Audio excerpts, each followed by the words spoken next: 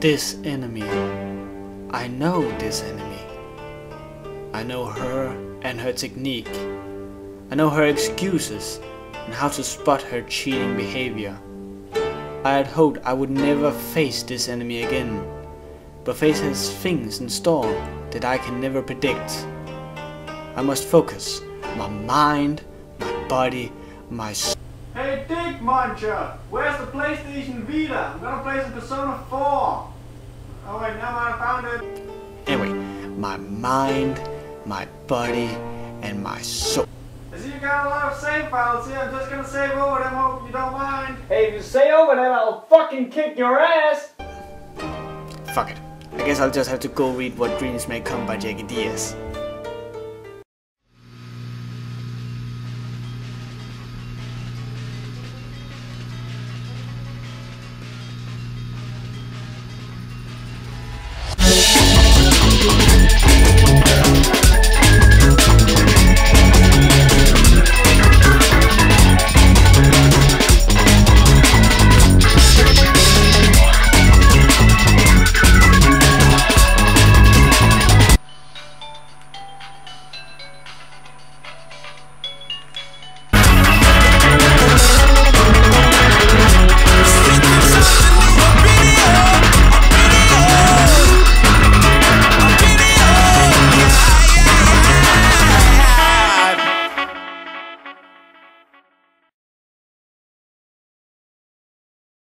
Jackie Diaz, why are you here again?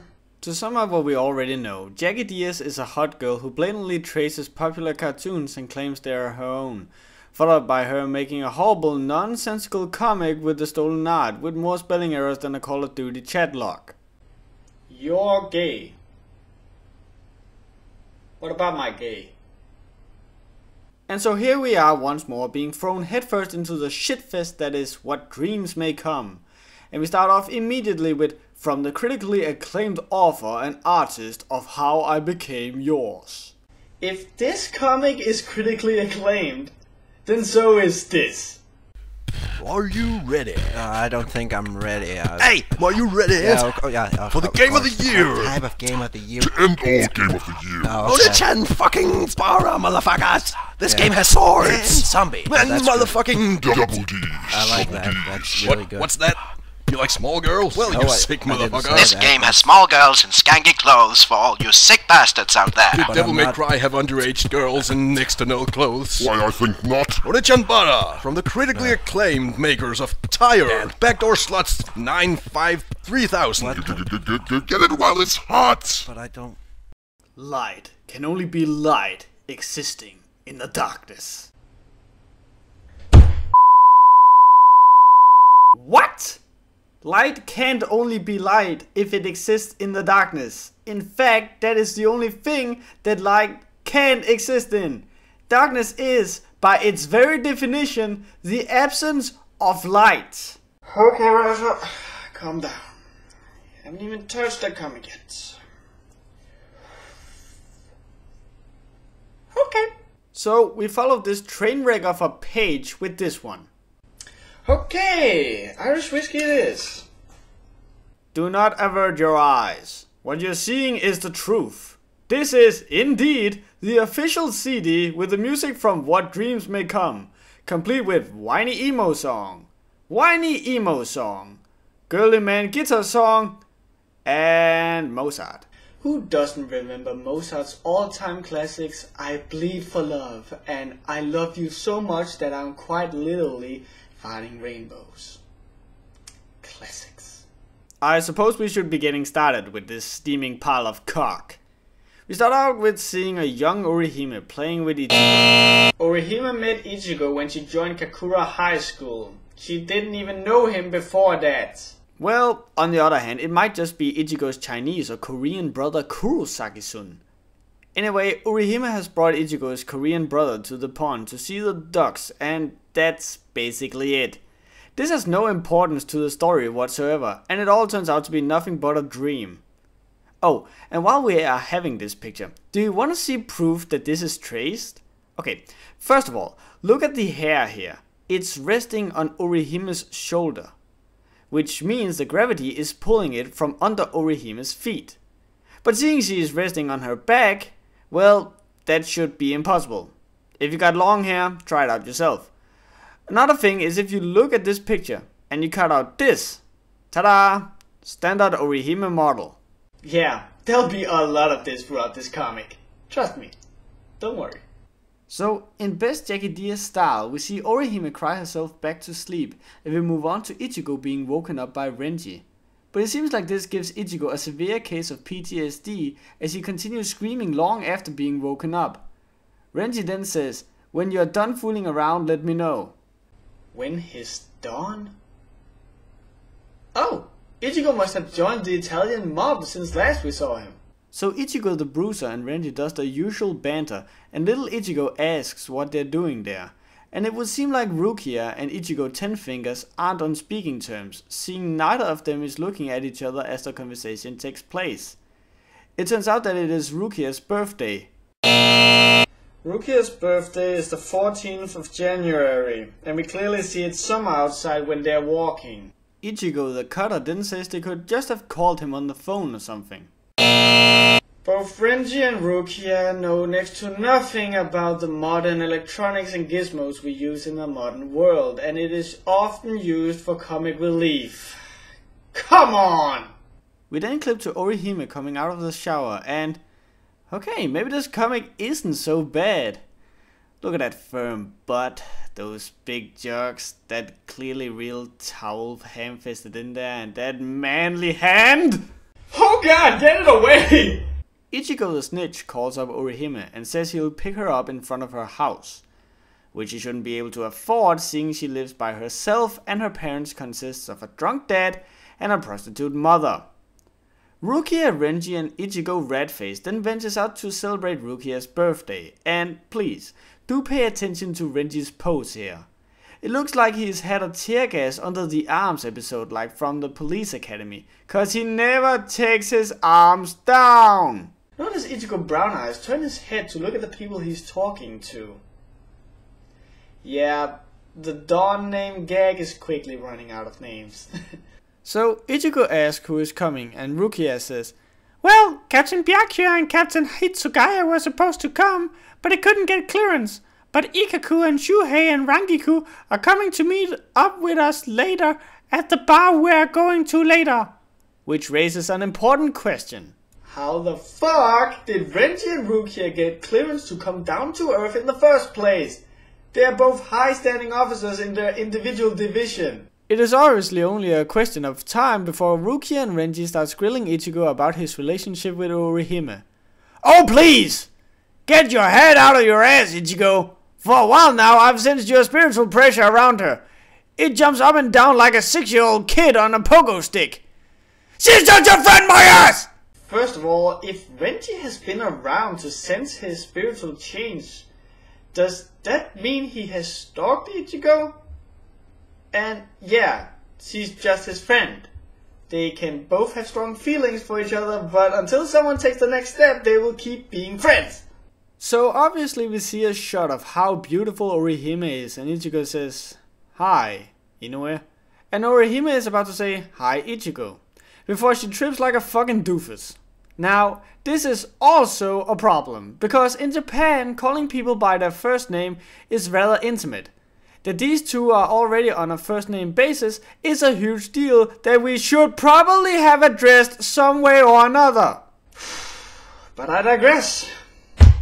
Let's look at something retarded again. So Renji, still with his hands behind his head, and Rukia, still with her arms in front of her chest, are simply standing there smiling.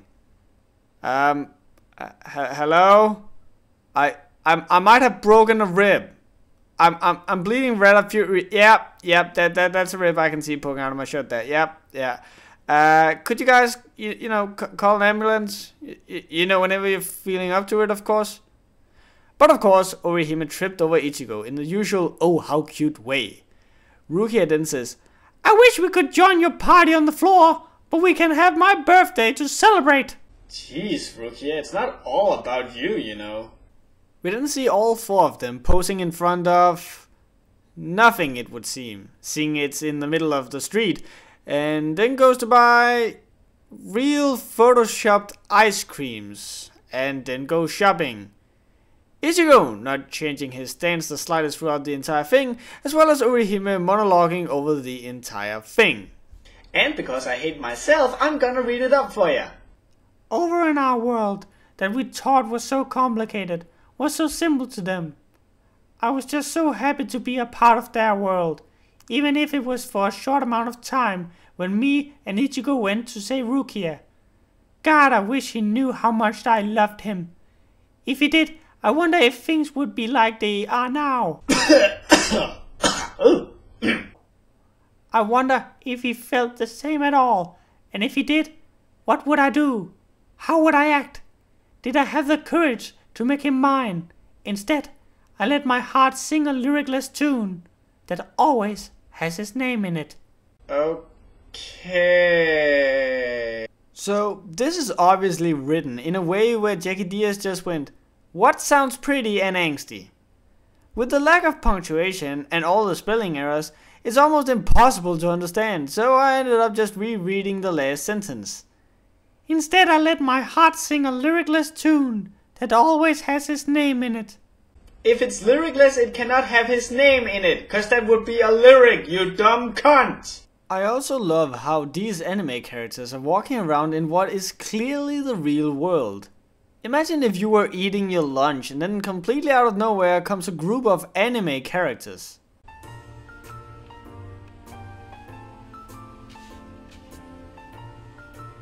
Hey Jack. The fuck? Oh, and hey, haven't we seen this exact expression before?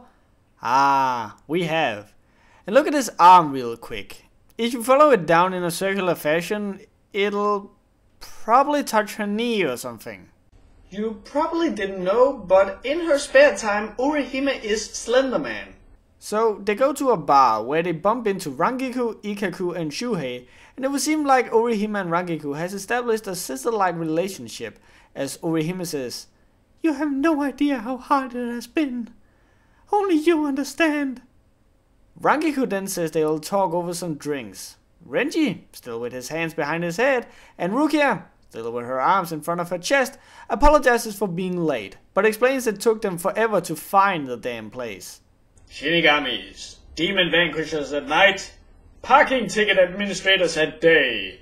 So an hour passes, and Ikaku goes, "Basically you're saying, this guy likes this girl, but he can't say anything about it to her or anyone, because he's always going to have enemies that will want to hurt her. Is that it?" Huh? Is that it?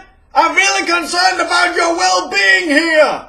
And what's this? Renji has taken his arms down. Oh wait, no, not entirely. So, the guys and girls separately talk about this guy and girl that is obvious to anyone besides fucking idiots are Orihime and Ichigo, and how they fancy one another.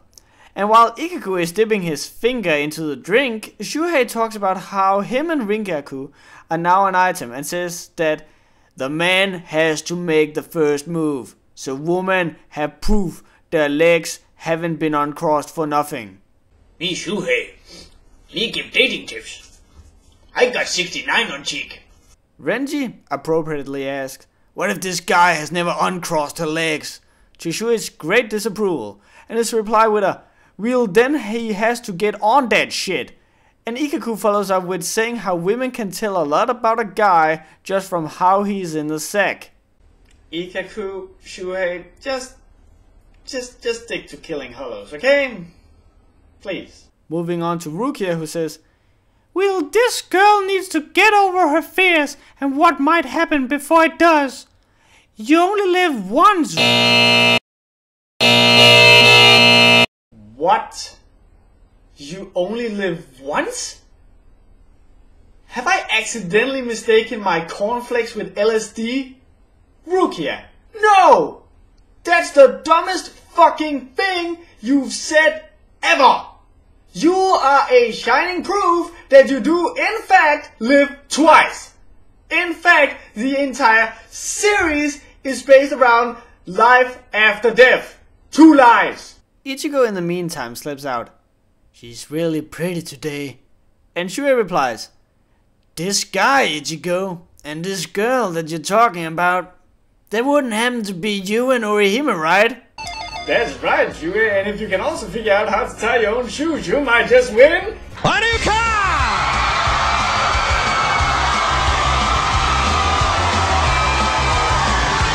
So Rangiku finally persuades Orihime to man the fuck up and tell Ichigo how she feels. She tries, but Ichigo doesn't exactly make it easy for her, by constantly asking what's wrong. Orihime starts crying and Ichigo returns to his friends and we... Yo! Hold up! Time out! Time out! Y'all take a chill. You need to cool that shit out! Oh god. All that text. And you wanna know what we get from that text? A go get her, tiger. So Orihime comes home and starts brushing her hair when suddenly she sees something in the mirror and screams in horror. This, in the meantime, startles Ichigo, who starts running towards her, but judging from the time it takes for him to get to Orihime, he must be a few fucking miles away. Which raises a question, how loud did Orihime scream exactly? And what was it that made Orihime scream? This chick. And I won't lie, tracing a nut, she actually does look rather fucking intimidating and scary. Don't worry, Jackie quickly changes her right up. So Ichigo runs and runs, while the black Orihime tells Orihime to not be scared and that she's her, that she'll take her away from a world that has only showed her pain and suffering.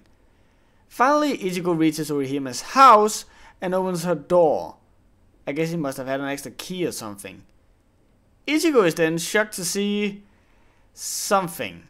It's obviously the black Orihime, but seeing we never see this, probably because there wasn't a shot Jackie Diaz could trace that showed that, we are left with seeing Ichigo yelling at something, and the black Orihime saying, I never tire of looking into your face. Looking into someone's face sounds rather painful. So Ichigo asks what is going on, and black Orihime replies, silly, silly boy. Instead of the normal question only a mortal like you would ask, instead ask me what I want with myself. And then ask me what my favorite color is. Where we live now is a world filled with nothing but the darkest of nightmares. And the only way through is to become the one thing you fear the most. Aw, but I don't want to be a clown that poops pineapples. Something breaks. Probably the mirror, and sends several inches thick glass flying out. Someone must have cut Ichigo rather deep, because he immediately falls to his knees and says Orihime's name once more. And that's where we leave it for this time. Don't worry, we are only 45 pages in. There's 135 to go. Look forward to next time with more spelling errors, more idiocy, and child rape. I'm so not even kidding.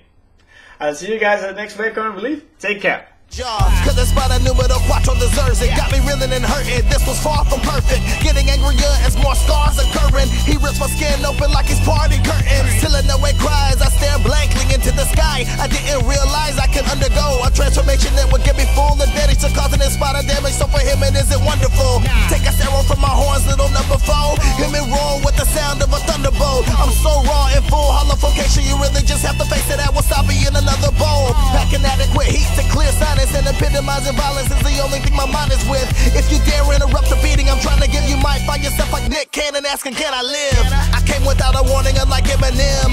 I've got no Mariah, I'm just killing him. You think you fly cause the two resurrections, but you still need protection from Ichigo and my inner whims. There's a monster brewing in me when I'm angry. It's not a green giant, it might seem quiet, but give it one chance to hear the right being crying. And the hollow will force you to forever be silent. Not justifying crude brute action, but yo, cause that's just right.